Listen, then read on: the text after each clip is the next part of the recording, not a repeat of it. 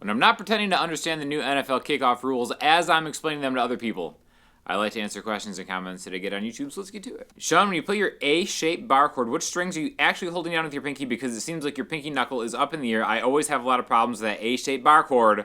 Are you using my ring finger? Should I use my pinky? Exactly which strings do I hold on and focus on? All right, so this is something that I remember I spent an insane amount of time on when I was first starting guitar that doesn't matter at all. All right, so it's the dreaded A string rooted bar chord. We'll do a D major chord rooted on the A string, right? So when we say A chord rooted, right? When you have an open A major chord like this, open A, 2D, 2G, 2B, open E, whether you play them with 3 fingers or just like 1 finger and your knuckle popping up, the thing that I always was like, I can't get this clean, it's so hard to do, is to get that high E string to ring out on top of everything, right? Now, when you start to use this as a movable shape, let's say I want to play a D major chord, I would just move the whole thing down to 5A, there's my D, and then get it like this, okay? Now, the notes I'm holding down are 5A, 7D, 7G, 7B, and then getting that high E string 5th fret, okay? So the tricky part, I think one of the hardest things to do on acoustic guitar, it's funny, it's like, you know, I've been playing guitar for over 20 years now, so I remember the levels of doing it. I don't think, whether it's like the bossa nova, the weird rhythm stuff, the jazzier stuff that I do, nothing was ever harder and is still as hard than popping your finger up and putting so much pressure on this knuckle where it's just holding down these 3 strings to leave space for that high E string to ring out, okay? That's a very intense hand shape. And even if you use your pinky, right? So again, I depending on my level of fatigue, how long I've been playing guitar, and I remember this when I was doing gigs too, I would mostly gravitate towards playing this with my pinky, right? It seems like for me, it's easier to jam my pinky in here at a little bit of an angle and popping it up to leave that high E string open. I say this to say, it doesn't matter, and it's a huge waste of time. Nobody's gonna care if you get the high E string open, and this is what I wish I just would have started, is just playing it like this, right? This may be very intuitive to a lot of players playing out there, even beginner players. Just play it like this. We don't need the root note, nor do we need the 5th on top, essentially. What I mean by that is like, so if we were to play this D major chord, right? I've got a D, 5 on the A string, I've got its 5th, an A, which is the 7th fret there, I've got another D, then I have its major 3rd, F sharp, and another A on top. Guess what? If I just get this, it sounds fine. If you really want to get the bass note in there, that's cool too, especially for finger picking stuff. The caveat would be like certain finger picking styles, you might want to get that high E string kind of in there. But in the grand scheme of things, from an acoustic guitar or just an electric guitar even, as accompaniment standpoint, just playing cool stuff on guitar, you don't need to really force that high E string in there. And just a couple different things that'll actually be more effective is really taking the bass note out too, and then just playing it like this, because you can get so much more done using a simpler hand shape that is actually easier, that opens up so much more possibility of playing. So what I mean by that, let's take this same D major chord, let's not play it like this anymore, let's play it like this, but let's play it as the 4 chord in the key of A major, right? So if I just have this kind of fake bar chord, it looks like a bar chord, but I've got the B and E strings open on top, instead of going straight down, I can actually go like that, and now I've got a 4 chord and a 5 chord right there, just using one shape instead of, and listen to the sound of it. I'll shut up for a second while I play it. As compared to,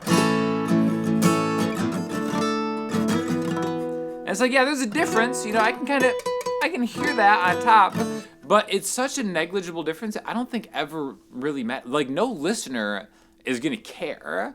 Right? It's so much easier just playing this. And then once you do this, then you're like, oh, I'm actually in a spot where I can maybe kind of have some cool like double stops.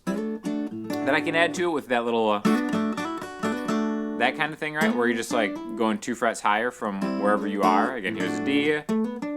And then the thing to think about, if we have 2 shapes here, we have a D chord and an E chord, just like that, right? And you can play them with your fingers if that's easier. The nice thing about using a pointer finger, and again, I am barring it, but I'm also not caring about that high E string. I'm just muting it, essentially, right?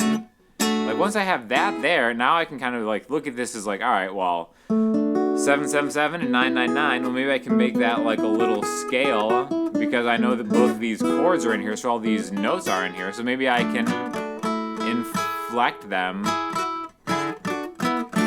with double stops, right? So A, B, E, and the same thing with the 1 chord on the E, you know, just play it right here. Again, the thing that I think is most important is to just remember that like these shapes, while we learn them maybe in like, you know, books and different lessons and videos and even just seeing our favorite guitar players play them, they're really just kind of guidelines and suggestions that will give you all the notes where you can't hit a wrong note, right? By no means does that mean that you need to play all 6 of them. In fact, a lot of times it sounds better just playing a few of them. Right? Again, A major, a fuller A major. Maybe there's a context that you want a fuller A major.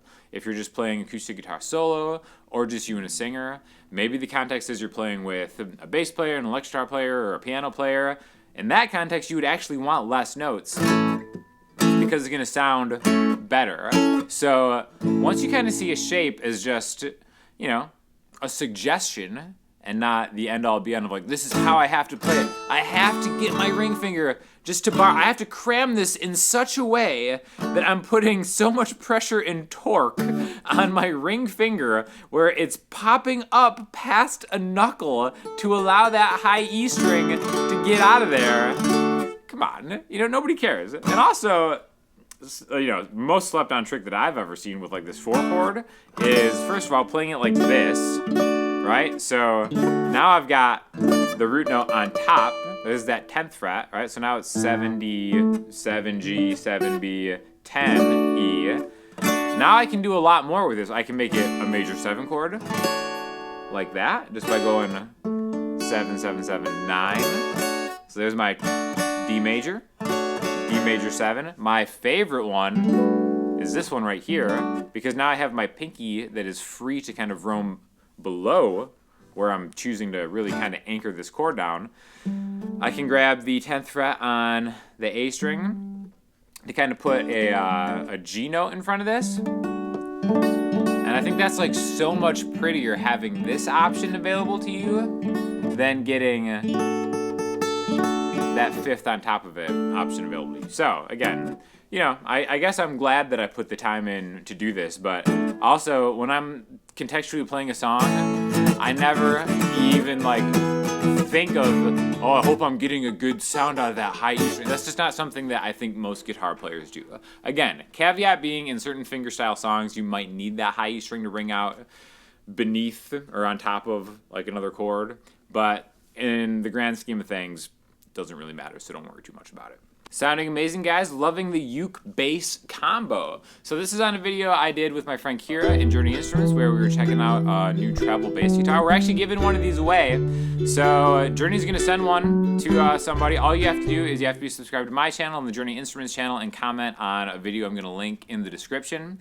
So just comment on it and then Journey's gonna get back to you. I think it's, you know, if you live in the United States or the UK, they can ship one out to you there. So again, it takes you 2 seconds to make sure you're subscribed to both channels. Comment on the video. Show some love to Kira also while you're there. And yeah, maybe you can win this pretty sick bass. Wow, impressive tone from a parlor-sized guitar. I really like it. So recently I have been kind of switching to playing smaller body guitars whenever I'm just chilling, right? So this is a Martin 00 that I did a video on a few months ago. And again, by no means is a 00 gonna sound as full and just kind of like glorious as like a Dreadnought style Martin, but as far as just having something to kind of hang out with, I love the 00 parlor size. And Gimbal is maybe a little bit bigger than a parlor, but yeah, This thing is awesome. Not sure if I'm supposed to say this yet, but I actually have a Martin signature guitar coming out that you'll probably see videos on in a couple of like days or weeks that is 00 sized. So a little sneak preview. Somehow we live in the Biff timeline where I have a signature Martin guitar coming out. And it'll be like the first creator signature ever. And it is this size. Not gonna look like this. It's a very special look coming out. So stay tuned because that's ridiculous. And yeah, Parlor 00 size is kind of, I think, the most comfortable just like chill guitar. I also now keep my guitars tuned down a step and a half, which if you guys have any questions on that, I can do maybe a video on that. But yeah, changing out here. Now I'm just a smaller body guitar guy that keeps my guitars tuned down a step and a half. And rode that all the way to the Martin signature guitar bank. So stay tuned for that. You are deceptively very informative. Excellent videos. Some are truly eye-opening. Thank you. Thank you. Deceptively informative. That should be my new 2-word tagline for this entire channel. Deceptively informative. What were you expecting? Is the real question. Sunday, September 8th. That horrible clacking in that cheap keyboard cancels out anything you do. Sorry. Captain's log, Sunday, September 8th. I'm learning a lot from this keyboard tutorial, but I can't stand how it sounds when a finger presses a key. Cancels out everything. You know you don't have to timestamp in words your own salty comments. I love that. It just proves how insane people are out there. Like, it never fails. I feel like people are actually getting more insane on social media as the years go by. It used to be you just leave a salty mean comment, and that's fine. But Sunday, September 8th. Like, in case you have to go back, be like, what salty comment did I leave on the 8th of the 9th month of 2024. Let me search my notes. Ah, yes, that terrible clacking sound. Cancel out any knowledge that I got from a free YouTube video. Can we get a hairstyle tutorial? I think I would pull that look off, but I'm not sure what cut or product to use. Oh my gosh, is it time for our yearly Hans de Foucault sponsorship? So, if you've been an OG, you remember that I used to have a hair endorsement from Hans de Foucault. This was probably like 5-6 years ago. And although my hair has only gotten better in time, Hans de Foucault dropped me for David Beckham, which I guess in hindsight I can maybe see the benefit there. Although I'm pretty sure my rates are a lot more reasonable. But anyways, like a true fool, I just buy these like a commoner now, because I'm so hooked on it. So the Hans de Foucault claymation is the look if you want the kind of just woke up messy hairstyle, which requires very little maintenance. But I will have an affiliate link to some Hans de Foucault claymation if this is somehow a look that you're interested in cultivating. Do you prefer the Amulet to the Delta King? Have you had a chance to try the Supro 64 Reverb? So as far as amps go, I'm a huge fan of the Supro stuff. I have an Amulet that I use on the West Coast when I'm out there. I also have a Delta King that I have at a friend's house. Those are awesome, awesome practice amps. I prefer the Amulet because I'm more of like a clean electric guitar player, but the nice thing about having like the drive circuit in the Delta King is it sounds like fantastic. It's almost like you're getting like a free, really cool pedal built into it. So I'm an Amulet guy, but you can't go wrong with either of those. I do think that my favorite guitar amp that I own is a Supro Black Magick Reverb. That's like the cleanest, most awesome sounding amp that doesn't have a lot of noise. I really like my Fender Deluxe too, but I feel like my Fender Deluxe is just kind of noisy. So I don't know. Let me know if you guys have a problem with that too, but I always kind of reach for the Supro stuff. I just feel like this like an awesome, clean sounding amp. But personally, I like the Amulet and the Black Magick Reverb, but the Delta King is like such a great, especially just like a practice amp. It doesn't get much better, and the drive thing on that is really cool. I'll have an affiliate link in there for like a Sweetwater link because, again, highest recommendation on all three of those amps. Listening homework today, I'm going to throw you to a new track by Yvette Young. A lot of people know her from the band Covet. I had a chance to talk to her at Sweetwater Guitar Fest. Awesome, awesome player. Potentially one of like the best guitar players on earth. I was totally sleeping on like math rock, however you want to categorize it. But she has some new solo stuff coming out. The first track is super cool, so I will link you to that.